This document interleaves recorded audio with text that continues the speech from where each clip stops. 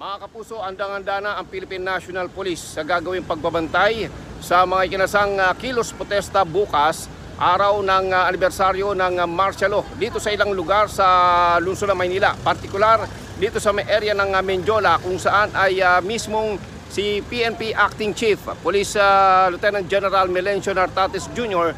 ang nagsagawa na ng inspeksyon ngayong araw. Kanyang kinamusta ang hanay ng pulisya, partikular dito sa mga tauhan ng Manila Police District, at pinaghahanda niya ito para bukas kasabay na rin ng inaasahang mga kilos protesta bukod pa sa inaasahan ding masamang panahon. Kaya't kanyang kaninang tagubilin ay maganda rin ng panangga sa kanilang katawan itong mga magbabantay na mga tauhan ng pulisya dito sa may area ng Maynila. Bukod dyan, binanggit din ng pinuno ng PNP na ipatupad ng mahigpit ang maximum tolerance at payagan na makapagpahayag ang mga magsasagawa ng kilos protesta wag lamang lalabag sa batas. At dito sa may area ng Menjola ay nagsagawa na rin ng formation itong mga pulis na binubuo naman ng halos 100 na nagpakita rin ng kanilang kahandaan para nga sa kilos protesta